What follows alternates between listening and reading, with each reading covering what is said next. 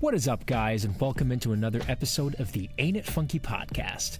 My guest today is Jake Woodward. Jake is a drummer and drum teacher based in the UK. He currently plays for Nova Twins, with whom he tours all over the globe, playing sold-out tours and festival shows. In this episode, we talked about Jake hanging with Dave Grohl, how he keeps fit on the road, his dream gig, and more. If you enjoyed this episode, please subscribe wherever you're listening. The video version is available on YouTube as well. Thanks for tuning in, and enjoy.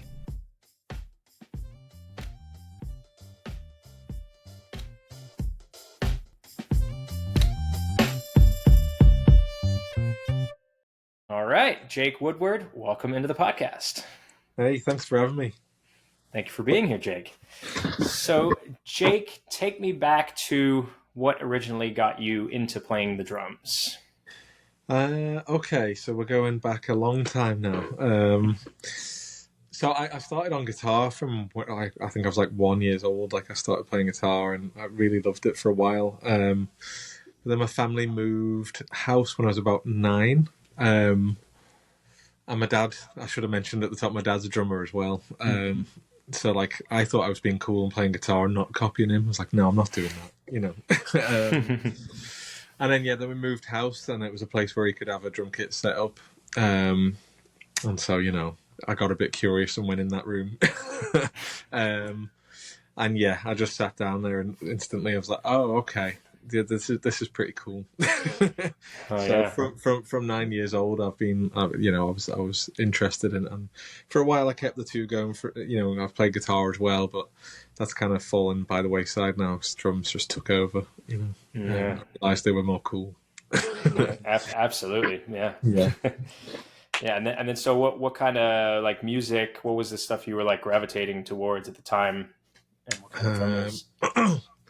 So I reckon, back then it would have been like Red Hot Chili Peppers, Chad Smith. Nice. I remember, what's the song? Give It Away, Red Hot Chili Peppers. That was like something to conquer at the start of my drumming. Like I just couldn't get the whole bass drum in between the hi-hat thing that occurs on like that. Just could not get that forever. And then like the day it clicked, I was like, oh, okay. And I feel like that was like a big jumping off point for me. Like everything seemed easier after that moment.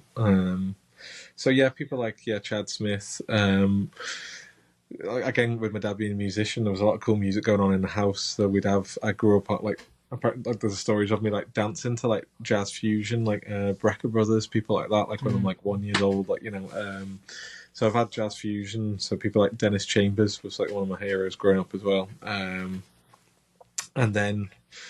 Yeah, just general rock stuff. I started, when I became a teenager, I became a big rock metal guy. So Korn was one of my like big bands back then. Nice. Slipknot, people like that. I was like, that was my era. Like, so it was all that stuff. But yeah, a wide range of stuff. Like I say, like jazz fusion, funk pop. Like I'm a big funk guy as well. Like David Garibaldi, people like that. Hell yeah, man! All over the shop. Yeah. Hell yeah, awesome. And then so at what point did you kind of realize that you wanted to take it more seriously, or at what point did you make a decision to, or maybe I don't know, maybe you didn't make a conscious decision, but I never did. Yeah, no. When did that kind of happen for you that you decided drums was the thing that you wanted to do professionally? And I would say, when was it? Probably around 14, 15. I was big into my sports as well, and was pretty good at like rugby. I don't know if you know much about rugby over there, but like it's a bit like American football. Like I was into that and our football, like soccer and music. The two were like my big things, But unfortunately, I got like a heart problem when I was around that age, so sports became a real issue. I'm okay now, but like for a while there, I just couldn't do sports. So music kind of became like the front runner. Like I think it always would have, but it really just pushed it there anyway. So around 14, 15, that was, and it was around that time that I also did. We've got a competition over here called Young Drummer of the Year, that Mike Dolbier runs, who's a great like figure in the UK drum scene. Like, still does loads today. Brings people over for like clinic tours and stuff like that. So yeah, I entered that when I think I was 14. And like, I was like, oh, I'll enter it for a bit of fun. You know, you never know. And like, I actually got to the final. You know, Wow.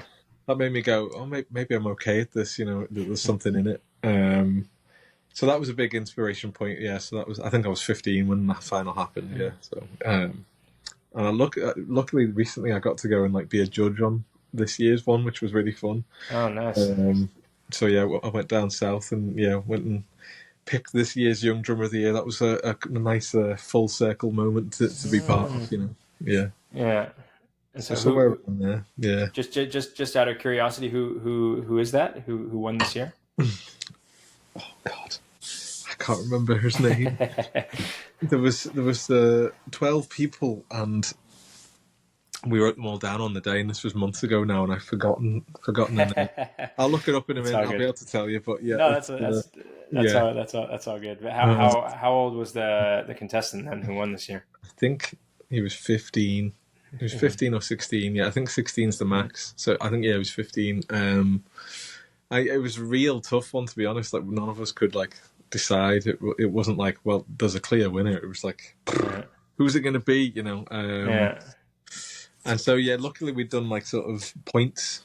Or maybe I shouldn't reveal that. You know how it's done.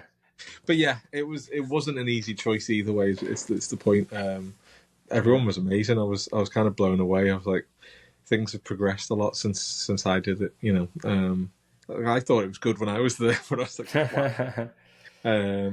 I guess it's like the internet and everything. You know, it's like you can learn so much, you know, at home on your phone these days. You know, without having to leave your house. I guess it's how you use that knowledge, but it's all there. You know. Yeah. So you know, it was a lovely thing to be part of, and so yeah, that was a big turning point for me. Was doing that competition. It was like, okay, this is fun, and it was fun just playing in a theatre with it. Like, part of it was with like a live band, and I was like, wow, that was exciting. Oh, amazing, incredible. Hearing the kick drum come back through the monitor for the first time, I was like, oh, you know, exciting. So yeah, that was a big moment.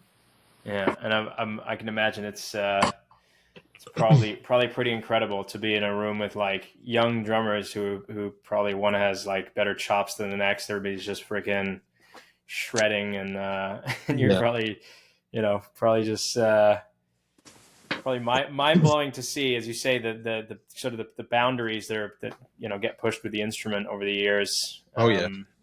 I mean, I remember it being intense when I did it. You know, being in the dressing room and just like looking around at everyone's like pad chops or whatever. Like, oh my god. I wasn't great with the rudiments back then, and it really kicked my ass to like get good at that stuff. You know what I mean? I used to think that singles could do anything. You know, I don't need double strokes. I can do everything with singles. So my singles were fast because of it. But like, as soon as I discovered that, oh yeah, doubles make it so much easier because it's half the effort basically. You know? So yeah, I realised I was being an idiot. So yeah, is that around the time when you then started getting into rudiments and stuff, or definitely.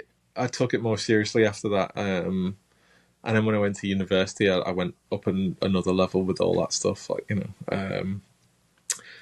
So yeah, it was like I was already like working as a musician before I went to university, so I was doing okay already, like I could play, but rudimentary wise, yeah, I definitely went up a level when I went to uni, because again, you're seeing all your classmates on the pads, it's inspiring and it lights that fire, and then obviously we get taught more about it. So yeah, I remember just being on the pad 24/7 at that point. You know what I mean? Like, yeah.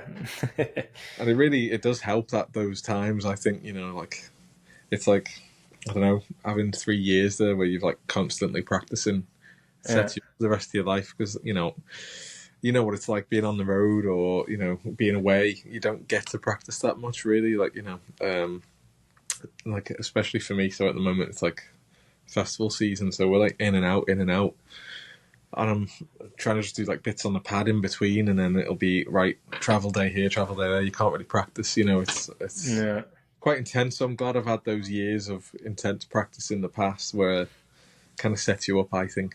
You obviously got to maintain it, but you've done the core work there, you know. Yeah, for sure. Yeah.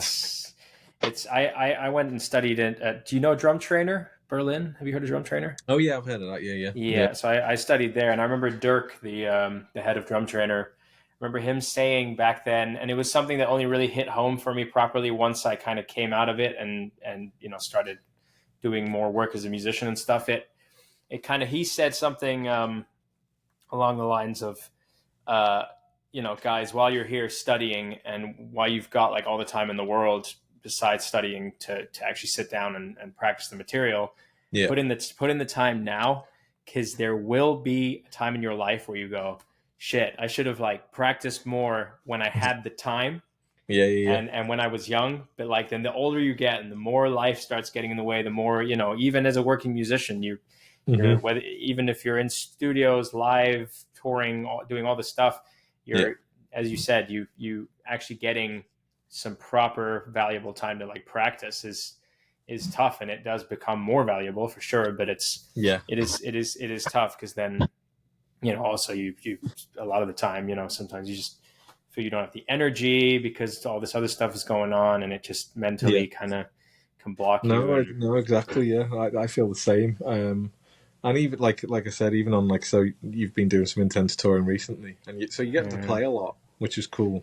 But I wouldn't call it practice. I don't know about you, but it's like I'm getting to play this set really well. I'm practicing that set really well, but anything outside of that, I'm using Soundcheck to just try this little linear chop or whatever. You know what I mean? It's like it's really difficult on that front. So I find whenever I do get like a space at home, I'm like, right, let's get to work and make the most of this time while I can.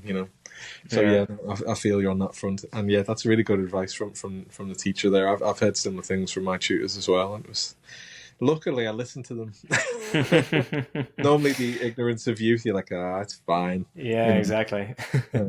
I luckily went to uni like a little bit older, and I think that was good because I was thinking about it a bit more. I wasn't just there to get drunk and party. I was actually there to like do some work, So I was kind of lucky in that sense. Yeah, and so when you then because you said you before uni you already worked as a musician. Were you teaching and playing gigs, or what kind of stuff were you doing? Yeah, both of those. Yeah, I was doing like like going to schools and doing the teaching. You drag people out of class and come do your drum lesson, that sort of thing. So I was doing a bit of that, and then just doing shows around Liverpool, basically. Like I don't know if you've heard of the Cavern where the Beat used to play. I used to play there every week. Sweet. So gigs like that, just like local gigs, but it was really good, like good bands, and it was really formative for my early years of playing, really, because nothing teaches you like actual gigs, do you know what I mean? So no, it was really cool, and we got to like really take the mickey on those Cavern gigs because it was like the Sunday night slot, and they just let us be us. So we'd have mad experimental jams. It was quite fun from a musical point of view. So that was a lot of fun. But I fancied learning more and trying a different city for a bit. So that's why I went to study in London. But I was enjoying my time before it, and actually working quite a lot for. I think I was like 18, 19. It was pretty cool, Just with like a couple of bands that were busy, it was that sort of time. It was cool. Yeah. And then so how did would you say London was ultimately the better place? How did the Nova Twins gig come about?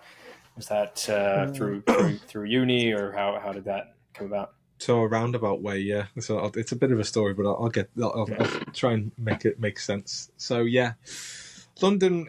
I did really like living there. I don't live there now, like I was saying. I'm back up north now in Liverpool, but I did like living there. It's just chaotic. I guess it's like New York. It's just a really busy city.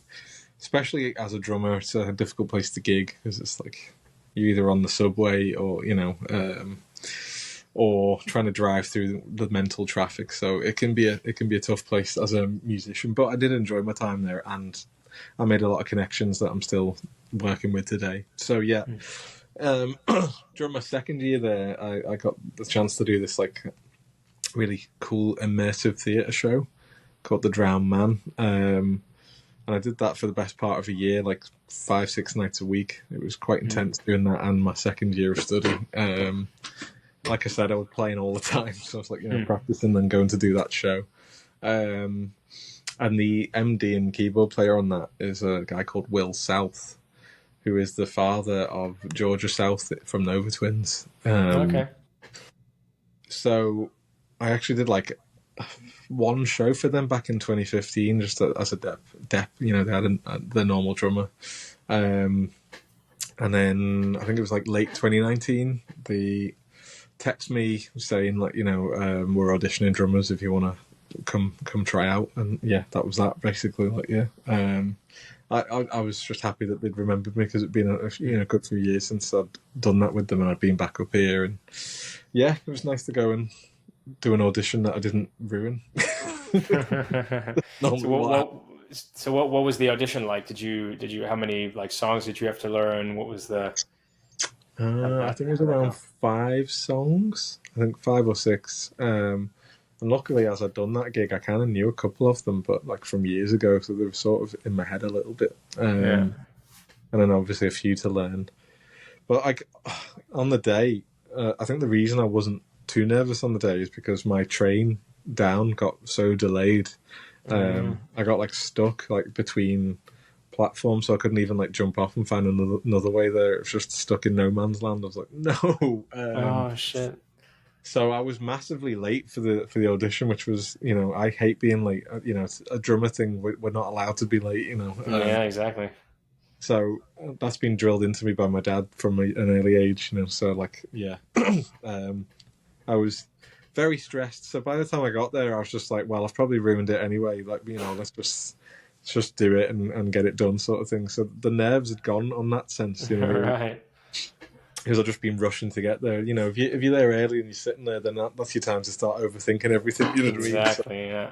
But for once, being late worked in my favour. And yes, so I just kind of played how I would play, without the nerves. So that was nice. And yeah, it was a pretty good response early on. I felt like it was good, and it obviously was. So yeah, like I say, nice to do an audition that I don't mess up or overthink for once. It was cool. Yeah. And so from there, was it like instantly just like dropped in at the deep end, festivals and touring, or what was like the next steps from there? So yeah, they were auditioning it for like to start in 2020, I think, and obviously we all know what happened in 2020. Right. So we did actually get to do like a couple of weeks of tour in France at the start of 2020, and then obviously got brought home as it was all closing. So it was a strange start to my life with them. It was like, okay, this is cool, fun new gig. Here we go. Okay, go home now. Yeah. And then you just don't know whether you're going to get cold when it all opens up again. You know what I mean? I wasn't sure.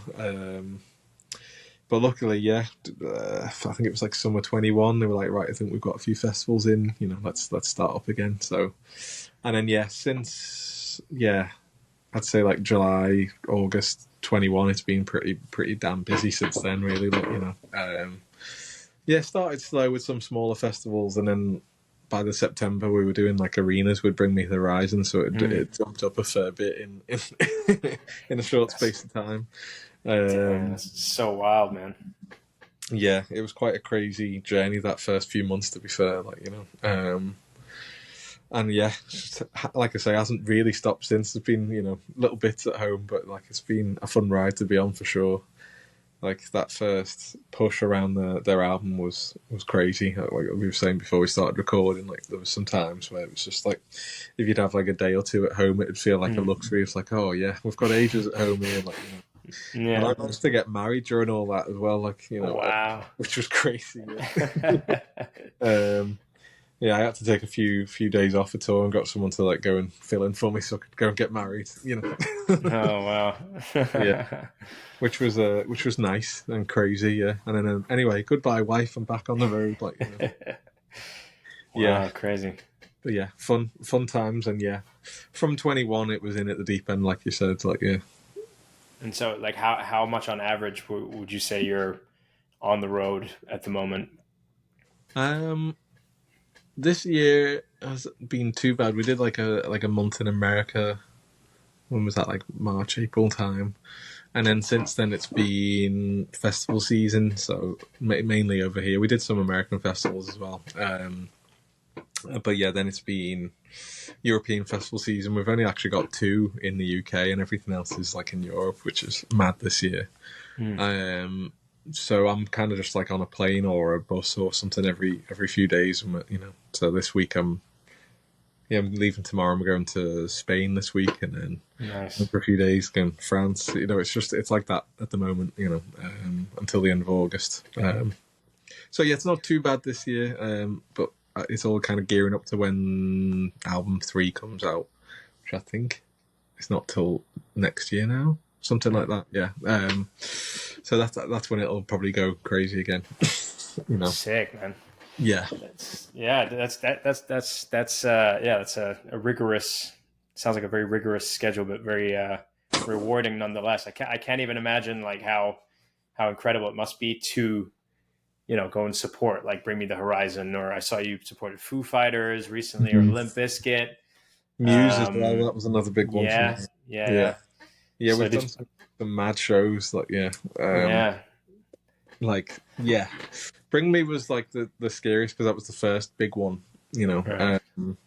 And I'd never done arenas before, so that was like, it's, you know, every room's a room, isn't it? You know, but like some rooms are massive, you know. It was but luckily it kind of like started on the smaller end of the arenas, and then we worked our way up to the O2 in London, which was like, you know, the biggest in England, and that was pretty special to like, you know, to get to that point. And some of my best mates like managed to come and watch that. It was just mad seeing them in the crowd and playing such a massive, you know, arena.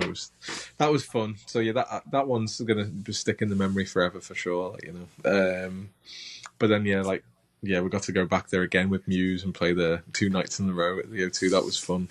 Insane. Watching Muse every night was amazing. They're such a good live band, you know. And then obviously, Foo Fighters, you know, again, same thing.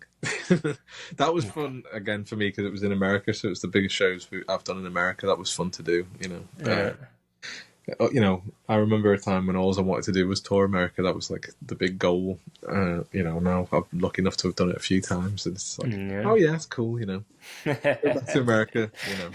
Oh, just a casual tour with the Foo Fighters, nothing big. That's the thing, man. Some people are like, oh yeah, I'm going on a business trip.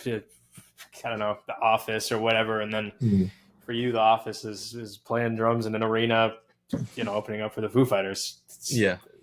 As offices go, it's not bad, you know. Best seat in the house. Yeah, exactly. Yeah. No, that was a fun few shows, and luckily got to meet Dave, which was know, as a drummer was a nice moment, you know. I'm sure we've all drummed along to Nirvana and Queens of Stone Age things, you know. The Bibles, man, the absolute Bibles. Yeah. Did you get to like hang out with him for a bit? Did you guys get a little bit? Yeah. You know, they're obviously busy guys and had their family around and stuff, but yeah, we definitely got to hang. Like, I got to have a beer with them in their dressing room, which I was like, well, I've done it, you know. That's crazy. Dude, that's insane. Yeah. So I think I'm quitting anyway. This is me handing in. Yeah. Done, Sounds like you've completed life, man. That's yeah. That's what I'm telling my friends. I'm just kind of like ticking the boxes, like, you know, like did that one. Yeah. No, that was a fun moment, and just got to. Yeah, I had like even like a few minutes with him was nice. You know, he's a busy man, so it's like, you know, just got to tell him how much he meant to me, and he said that, you know, he'd heard that the crowd sounded crazy for us, so we had to come and watch. And I was like, "Oh, you watched us? Oh God!" Like, no, holy shit! But he was really nice, and you know, said good things. So it was as nice as I wanted it to be. Do you know what I mean? It was one of those. Because you always worry meeting heroes, don't you? You know, like what's it going to be like? You know? Yeah. Speaking of that, a random story, being on a drumming podcast you'll enjoy. I managed to meet Vinnie Colaiuta when I was like 15, something like that. Wow. That was a moment, and I couldn't speak. So I'm glad that I can at least speak when I met Dave Grohl. Like, I've grown up in that sense. I can speak now, you know. But I just stood there like... So you were literally just so starstruck, you were like, Yeah, like he was my like he still is my hero. Like I've got a little dog and he's called Vinny after you know. So like he is and was my hero. So I just couldn't, it's like it didn't feel real. It's like no, this is too much. So yeah. So speaking of meeting heroes, he was a good one to meet. He was like really nice. He literally spoke drums with us for like 15, 20 minutes. You just don't expect with someone that busy, and it's like he just seemed happy to chat. I was like, wow, this is nice. Yeah, I've heard stories that yeah, Vinny's a nice guy. I've heard stories that he's like weird in a, not like in a bad way, in a way of like he's very. I mean, obviously him being, the octopus that he freaking is behind the kit, he has to have something mentally where it's like, there's something not normal about the way that man approaches. No, anything. I know what you're saying. I'd say he's an intense guy. That's how I would put from that meeting. But like I say, perfectly friendly. He wasn't like, oh, can we not talk about this? Or, it was just like happy to answer questions and stuff. But yeah, I'd like to meet him again and actually be able to speak. That would be nice. Yeah. But so wait, so where did you go see him play somewhere, or was it just you? Yeah. So that was with my dad, and my dad's friends, and I'm friends with him now. I got a drummer called Steve Barney. Session player from the UK.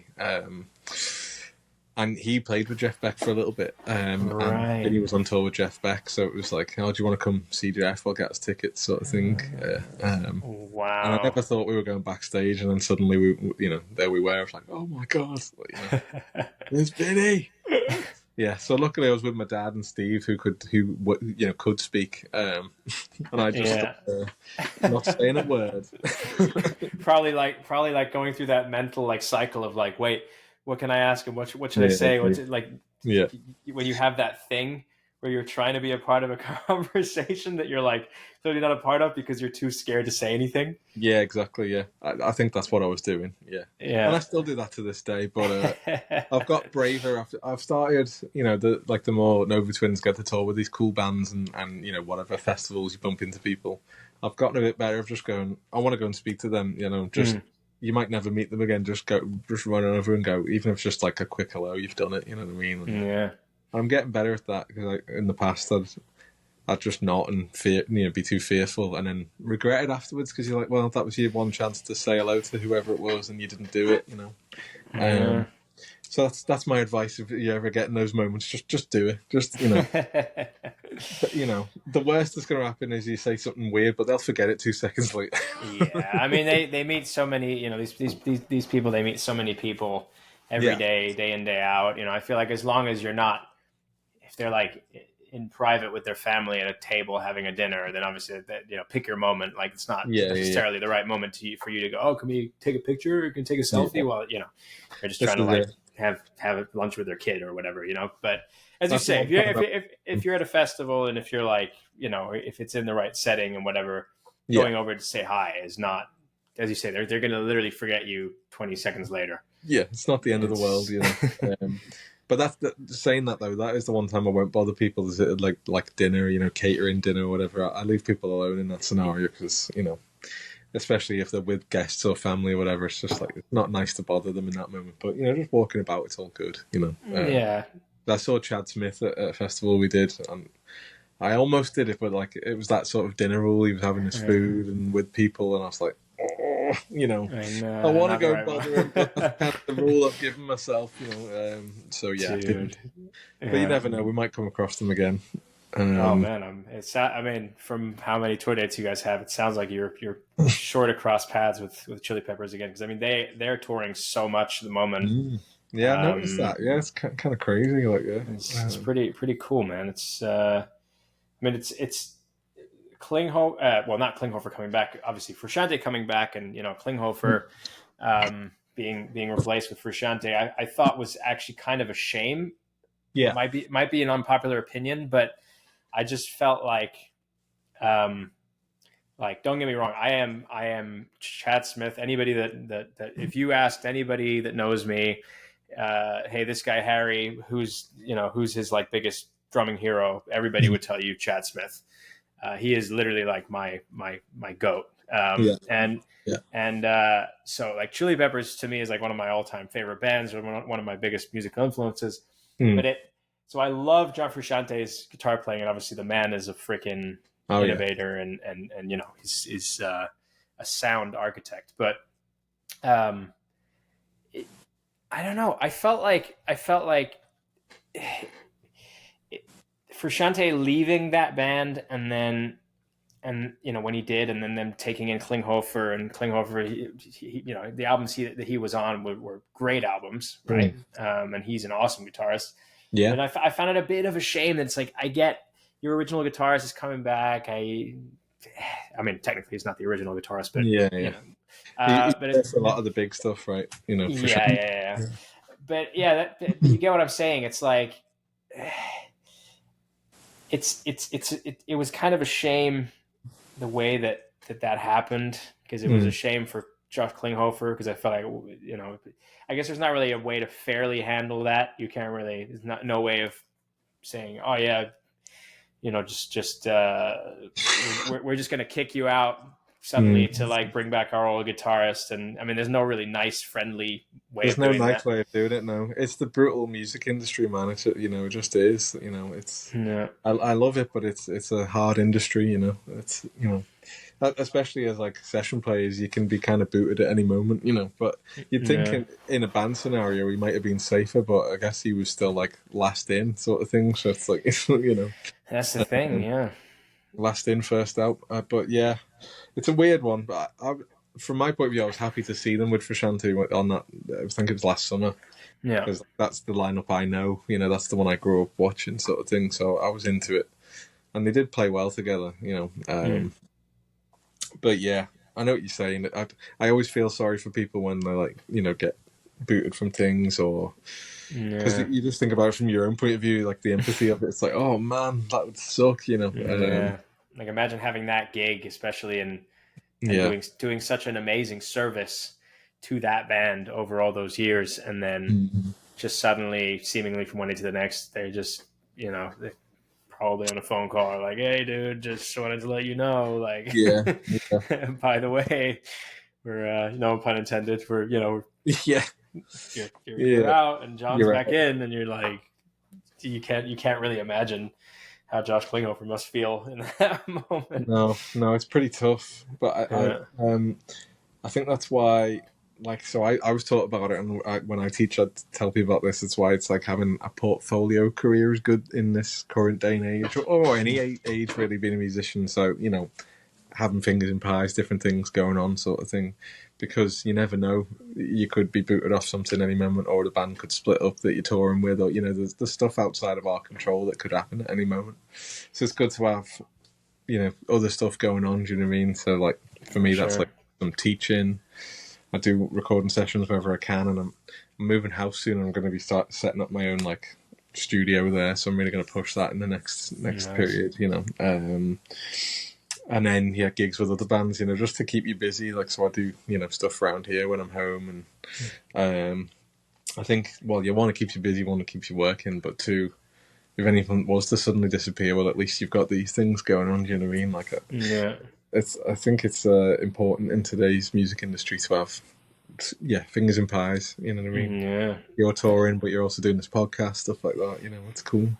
Yeah, I mean, I'm not making income from this just yet. Who knows? Someday, you know, might happen. I mean, I feel like it's not the primary objective of this podcast anyway. You know, it's I think I mentioned to you earlier. I mainly started this to get different sort of perspectives from drummers in different walks of life, different styles of music, and I just find it really, really interesting to hear different people's perspectives, and that's cool, man. It's a good also reason good to build a network, and also here inspired by, shout out Craig from the Downbeat. He's also one of the big inspirations as to, you know, why I even thought of starting a podcast. No, Downbeat's great. Like I was telling you, I almost wore a similar t-shirt. That would have been funny. What I find awesome about that is because coming back to what you said just now about having fingers in different pies. Obviously, Craig's like a prime example of someone who's, found He's a never, bunch of yeah, yeah. He's like very business minded. He's got his fingers in different pies, or like Matt Halpern or Mike Johnston. All these guys are guys who from something as simple as teaching hmm to like people do Twitch streaming. Obviously yeah, Craig has the podcast, and attached to the podcast the fashion, which obviously his clothing is awesome. yeah, And like he's got a Patreon page. yeah. So Like yeah, the he's got YouTube channels, all those sort of that. things. Like Yeah, so he must have like six different streams of income or something. He's it's pretty intense. It's pretty yeah. intense. And he still says in every vlog that he's like fucking broke because I think he takes all that money and puts it back, invests it back into his, I mean, Yeah. drumming's expensive. There's that. And just Just the drumming alone would do it, yeah, yeah. yeah. But then, yeah, running everything else, like he buys nice cameras and all those sorts of things. Yeah. No, I fair play to him. You know what I mean? Like it's impressive to watch.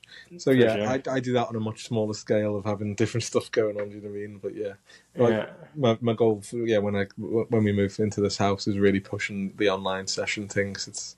I did it a bit during COVID and I really enjoyed it. You know, it was I don't know, there's just something fun about being in your own studio, getting sent songs and working at your own pace, which is still fast for me. I don't like dwelling on things too long, but something nice about not having a producer sitting over you looking at you. You know, it's like you're just in your own world.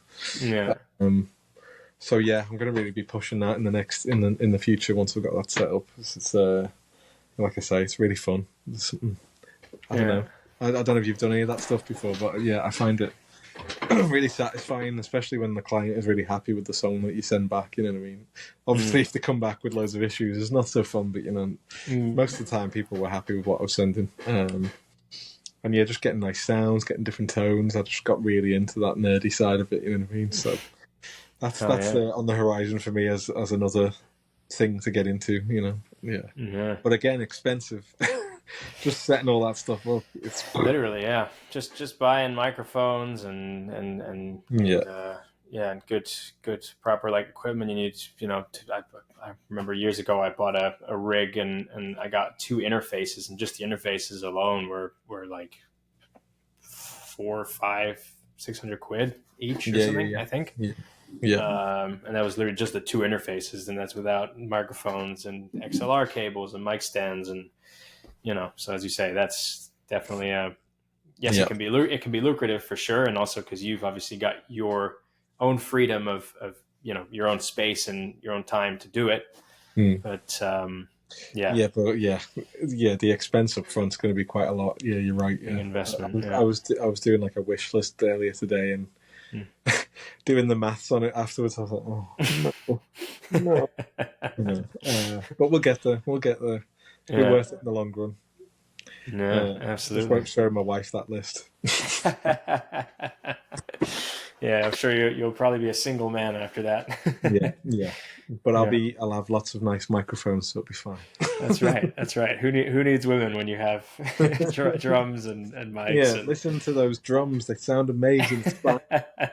Yeah, exactly. Yeah, but with the rigorous schedule, because I saw recently that you've been quite into like fitness and stuff. On your Instagram, I saw a post.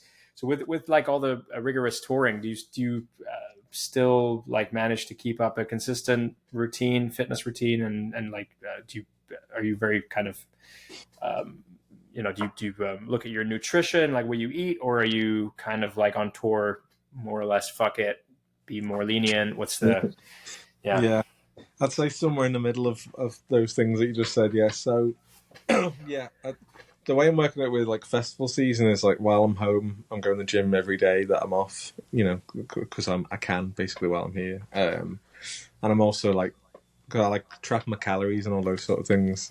Got into all that, so I'm doing that while I'm home, and I'm making sure I'm like in quite a good deficit. So then at the weekend when I go to Spain, I can be a bit more free, fast and loose. And my overall weekly thing is actually fine. Do you know what I mean? Like, I was convinced that I put on weight, but I weighed myself at the gym today and I was like slightly lighter than the week before. Like, and I'd had like quite a heavy week. but doing it a bit like I just described, a few days of intense workout, eat less, then a few days of eating more. But, you're still working, you're gigging, so you are moving and stuff like that. Yeah. And so for festival season, that seems to be at least keeping me at like maintenance. I'm not like gaining or losing, which is fine, for now. Then when we have periods off, that's when I'll really like go to town and push it harder again. But yeah, it's only been like a year of being serious about it. But I've really got into it. Like, yeah, it's been fun, but it is definitely hard on the road. Yeah, we've got one.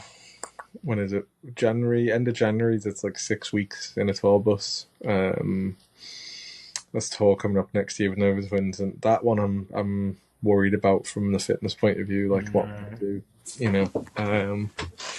That's going to be interesting because there's obviously things like going for runs you can do anywhere. That's easy enough, but I've really got into like weight training, and that's a difficult to do on the road. So, any tips from European drummers? Let me know. But, yeah, I think the good thing with tour buses is at least you're traveling through the night and you're waking up in the new city, so you've got a bit more time in the day. Yeah. So I'm going to try and make the most of those mornings, basically, and go find local gyms and stuff like that. Yeah. But yeah, it's definitely hard. And yeah, I'm more thoughtful about the nutrition now, like you were saying. But sometimes, long festival days, you're just a little bit like, I just need something. I need. Yeah. Like we did Hellfest the other day. That was one of my favourite gigs we've done for a while. That's awesome.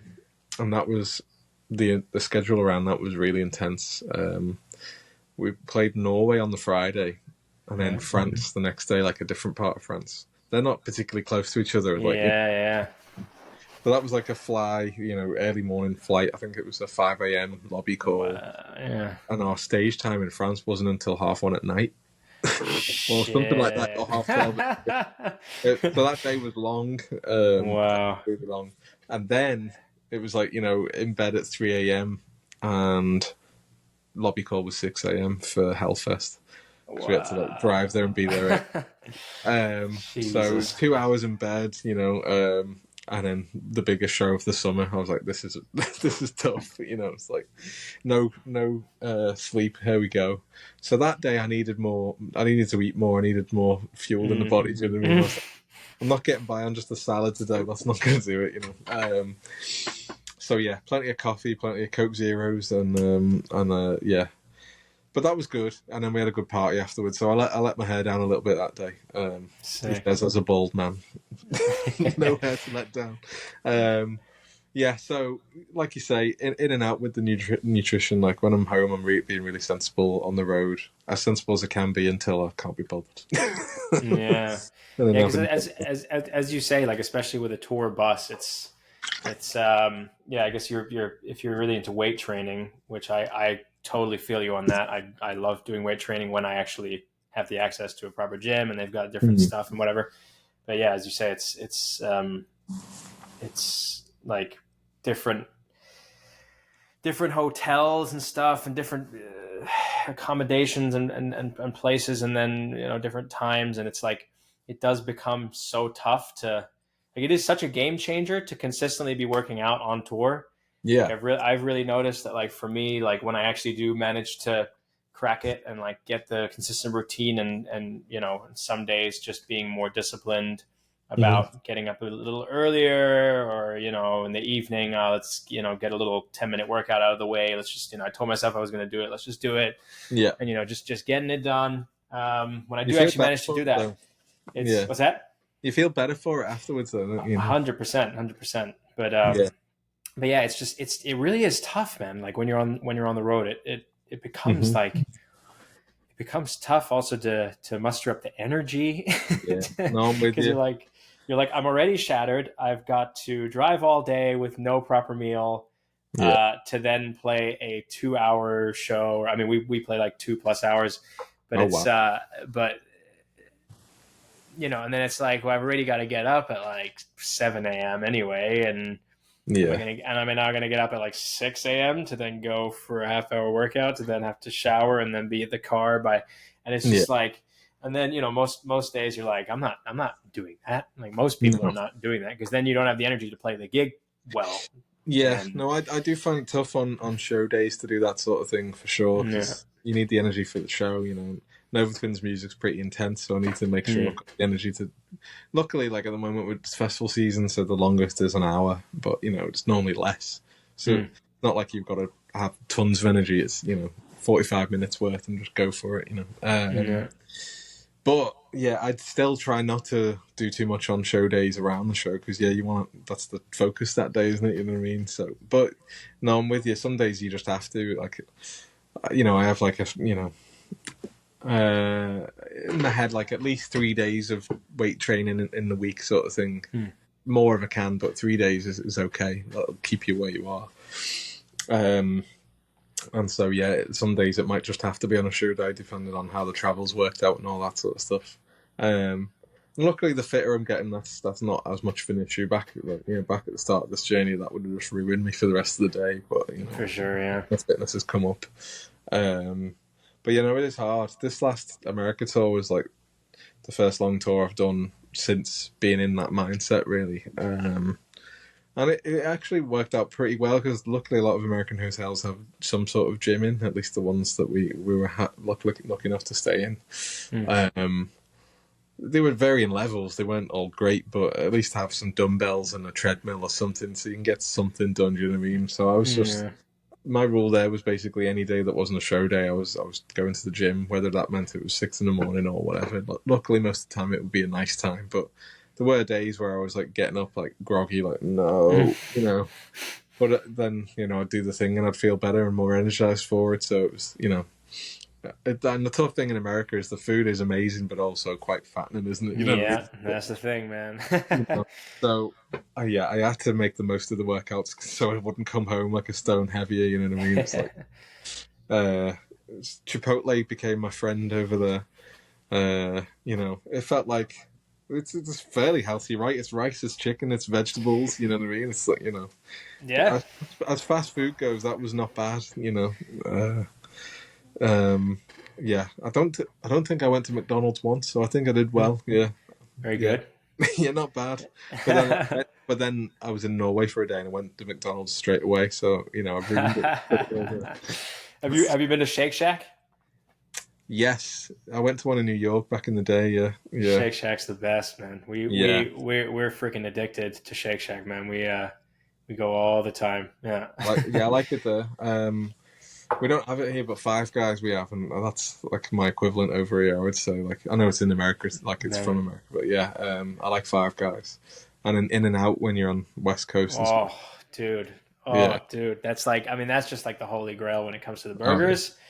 And the price is so cheap as well. It's great, It's true, yeah. Like value for money is incredible at In-N-Out. Yeah. We stayed in an Airbnb in LA, like right next to one for like a few days. And I was like, I mean, it's too tempting. Literally, yeah. Days, like, here again. But it was just like, it's so tasty and so cheap. I couldn't help myself. You know what I mean? Like, yeah.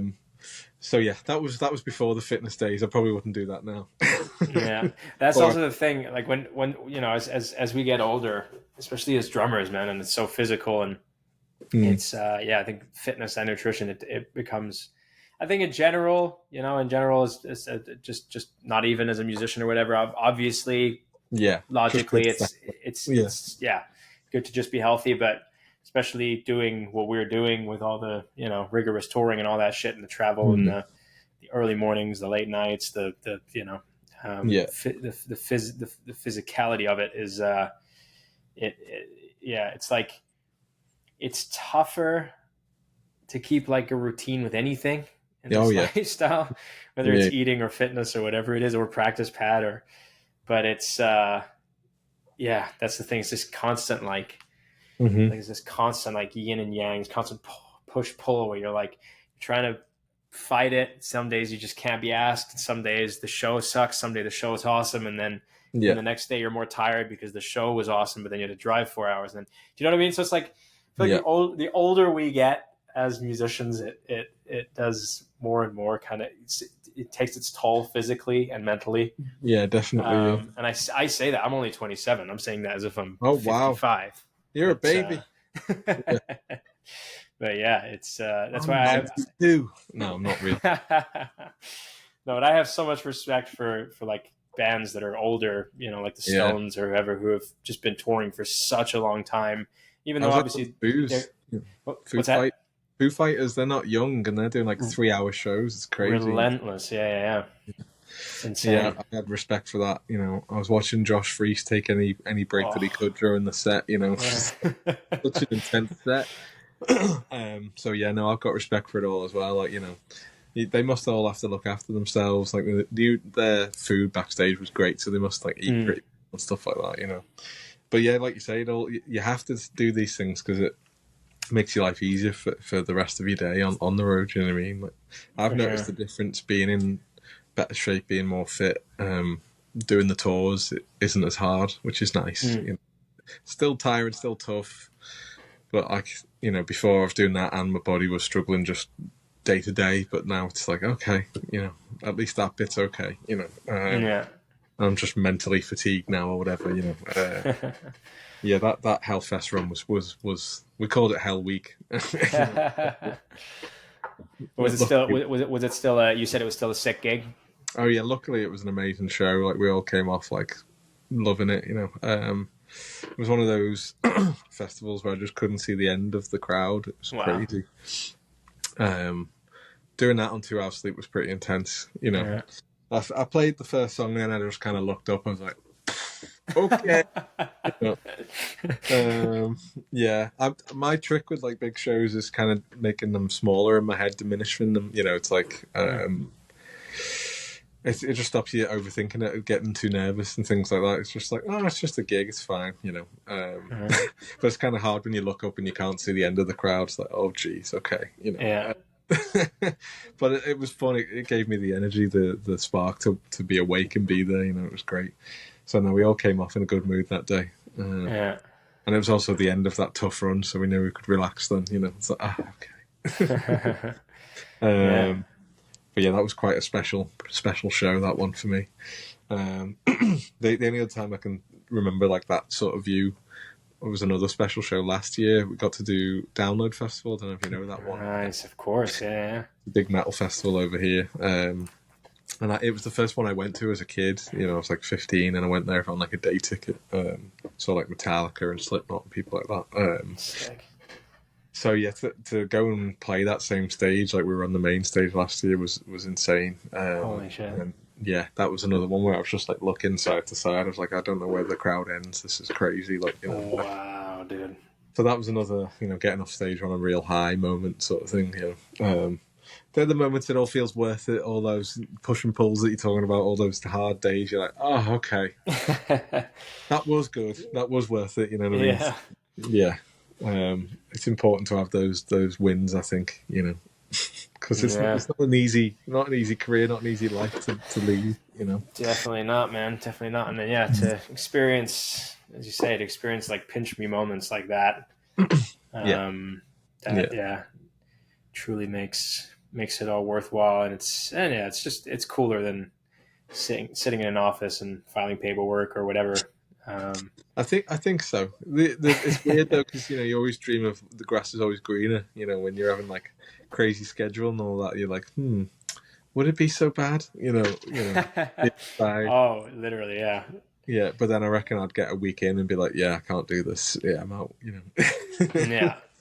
That's what I say this to my wife, and she always goes, "You wouldn't last. You'd be there a week and then you'd be bored." We're like, "Yeah, you're probably right." Yeah. It's just those moments when you're tired and you've had a hell week or whatever. But yeah, but then you have those moments on stage and you're like, "Oh, it's all worth it again." Absolutely. Yeah. So let me ask you this: Does Groot still go with you on the road everywhere? Groot has been in my backpack the whole time. I haven't been getting him out, but he has been in my backpack the whole time. But the new mascot is a little Spider-Man. All right. That lives in my hardware case, so wherever the actual kit goes, it's there. Annoyingly not on fly shows, but yeah, every other show he's there. And yeah, Spider-Man just kind of lives underneath my floor tom during shows. Nice. He's just a little mascot. If it all feels a bit much, you just look down, Spidey's there. It's all good. Yes, Um, sir. yeah, I'm a bit of a Marvel nerd, so all that stuff it's happy for me. It's happy stuff. No, I love that shit, man. I love little like what do you call it? Like like little relics or Mm. little things. I love when like drummers put certain like insider jokes, like you can tell it's like an insider thing they have on their bass drum or whatever, and Oh yeah, you're like, who yeah, is that? Or I know who that is, but why do they have like yeah, I think Josh, I think it was Josh Freese had the puppy from Silence of the Lambs, yeah. and He's people, always doing mad stuff on his skins, Josh. Like, yeah, yeah. yeah. No, So I'm I into just that. I'm into yeah. that. Yeah. It is fun. I like having little mementos around the kit. Like we all bought toys on one particular tour, and that's when Groot came along. But Right. yes, someone got me a Spider-Man. I think at an airport, and ever since then, it's just stayed with me. Like, yeah, it's come everywhere. I've got a Yeah. little Spider-Man tattoo. I think that's why he got it for me. Ah, sweet.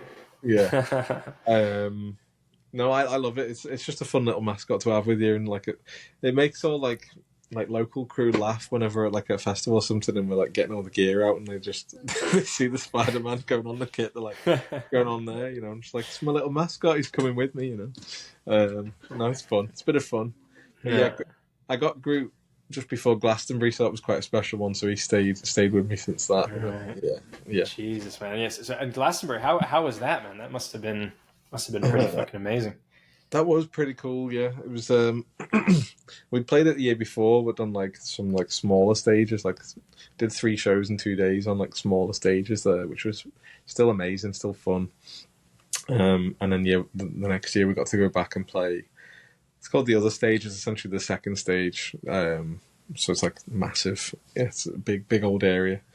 So yeah, that was a lot of fun. Again, it was one of those weeks where we had a crazy schedule around it. Because it always seems to be the way our biggest shows have crazy stuff either side of it. So I think we were in Germany the night before, and then it was like, right, we're going to be in Glastonbury at this time. Like, okay, wow, and then we had to be in Athens the next day in Greece. Wow. So it was a crazy few days. But yeah, Glastonbury went well. It was one of those where it was like chaos up until the moment we went on stage. Like stuff because it was like broadcast as well, so there's more stuff going on than normal. And then we're hearing stuff in our ears, like the intro track starting and then stopping and starting and stopping. I was like, what is going on? Are we going on? Or is it being Oh tested? shit. And then the last time it went on, and I was like, should I go on stage? Are we about to start? And someone went, yeah. I was like, oh, okay. And like ran out. So yeah, it was crazy up until go time. And then luckily it was like flawless after that in terms of like technical issues. There was nothing going on. We'd had a Yeah. summer of issues, so it was like, please not today. Yeah. So yeah, apart from not knowing whether we were starting or not, it was a good show. Like, oh, is this it? Are we? Yeah, okay, yeah. And yeah, it was cool that it was like streamed live on English TV stuff. So I had family at home watching it and stuff like that. That was a fun Sick. feeling. You know what I mean? It's like getting a text come through, like, just saw you did it. So it was like, even though download was a bigger, it was more people we played to physically. That Glastonbury went out to more people and stuff, and had the Right. bigger reach. So that was, those two were like the big moments of last year. It was it was fun, and yeah. So Groot was bought just before that, so he had to come along after that. It was good luck. Of course. Yeah. And so if you this is a random question, but if you could get a phone call tomorrow from somebody asking you to go on tour with any band, any artist, what would be your dream gig? That is a tough question. It's a game I've played with friends in the past. You know what I mean? Like, my answer always used to be like Prince. Obviously, that's not a thing anymore, but it always used to be Prince. I used to love his live bands and everything. They were so cool. Sting was one of them for a while. Amazing. Being a Vinny fan and all that. I think I'd be too scared to do Sting, to be honest. So I was just racking my brain then when you said it, and Korn came in my head. Corn, yeah. Because I've been living in the sort of rock metal world for a while with Nova Twins. Like, that's kind of in my world right now. You know what I mean? But like I was telling you before, I'm into all sorts of music and I've played all sorts. So like, Prince and Sting are quite far from Korn, but I love it all. You know what I mean? But yeah, in my current mindset, I'd probably say someone like Korn. Yeah. Yeah. I love watching them, and I wouldn't want to take Ray Luzier's gig because he's amazing. He's unbelievable. Yeah. Yeah, but I would dig playing those tunes. Yeah. Something like that. So yeah, if anyone then want to call me Sting, Prince, you come back to life. Yeah, I'm right. Yeah. It was always the joke with the wife, like we've got this holiday booked. I'm like, yeah, that's fine, but if Prince calls, Amazing. Yeah, so I'm gonna have to find a new artist to put on that. Yeah. Maybe it's Sting, maybe it's Korn, someone like that. Yeah. I think Korn would be a sick gig. Like imagine the energy every night. Just because obviously the Korn crowds are like a freaking cult. So it must just be like, I mean, Ray's back there, limbs just all over the place, just ambidextrous, fucking leading over here, he's got his big ass china up here in the middle, and he's amazing to watch. He's amazing. An unbelievable powerhouse of a guy, man. He's that's what I mean. I don't really want to take that gig, but And I mean, David Silvera was his I mean, he's so influential, and like his like percussive kind of tribal way of playing is what really grips me about him. Yeah, big fan of David. Yeah, he was like a looser thing, but I liked his feel and like some of his his groove ideas were cool. One Halloween when I was a teenager, I dressed as David Silvera. That was my nice. Yeah. So that's how much of a fan I was back in the day. You know what I mean? Hell yeah, man. So yeah, no, that would be quite a cool gig. I thought that Biscuit as well. Just grooves for days. It's so fun. Oh, and yeah, and I mean, we didn't even talk about this, because you got to meet John Otto. I did, yeah. That was last month, I think. Yeah, it was. That was another big. Was that just a quick another quick hi one. And it was at catering, but I caught him before he sat down. Okay, so nice. I just about got my rule in, Yeah, no, that was just a quick hello, told him, how much of a fan I was from when I was a kid and everything. I just asked him about how low he sits because I saw his kit backstage and his stool is lower than it's supposed to go. Like they've changed it to go even lower than the stool goes, sort of thing. Right. And I was like, what's going on there? And he just said he just finds it comfortable. Like he used to sit higher and he's just gone lower and lower. And he's not a tall guy, but he wasn't like that much smaller than me. And I sat so much higher than him. It was crazy. But yeah, he just said he found it comfortable. I was like, fair play, I think my hips would fall off if I played like you're just overstretching every time you're hitting the bass drum. It would be crazy. Yeah. But fair play. So yeah, that's as much as a nerdiness as I got to get into with him. But yeah, I managed to get one drumming question in before I let him go. Incredible, man. That's amazing. Yeah. No, John... little Jake. If I could speak to him and let him know that happened, he'd be so excited. It's like a family holiday where I'm there with headphones on and just listening to Chocolate Starfish over and over and over again. Do you know what I mean? So it's like one day you're going to do a gig with them and be like, no, So it's I had to remind myself of that while I was there. It's like, fun moments. That's the important thing is, as you say, reminding yourself in that moment, being practicing that gratitude for all those years of hard work and graft and sacrifice you put in as a young guy, and then loads of carrying your shit in the tube and playing the Open Anchor pub or whatever on a random Tuesday night and getting paid nothing for it, and all those times where you're like fucking sweaty as shit, going to the practice room and kind of sometimes thinking like, oh man, maybe I should have been a singer. Maybe I should sell my drum kit, get a normal job. Yeah. And, no, those moments will make it all worth it for sure. And John seemed like a nice guy. So if you ever see him out, go and say hello. It'll be fun. Yeah. Well, yeah, but Jake, we are reaching the end of this episode. Is there anything you want to plug or shout out? Anything that you've got coming up? Um, I just direct people to like my Instagram, Jake W Drums. Like I say, I'm going to be setting up that recording stuff soon, so I'll be like plugging it all out on there, making videos on the regular. So keep an eye out for that. Like I love making those sort of like minute long drum videos, stuff like that. So keep an eye on that, and I'll keep everyone up to date with all that stuff. And other than that, yeah, just keep an eye out on Over Twins tours and stuff like that are coming up. Like I say, we're getting towards the end of festival season, but next year, later this year, it's all going to kick off for album 3. So yeah, that's what's coming up, really. Sick. Well, Jake, I appreciate you coming on and taking the time. No worries. Thanks for having me. Give me money.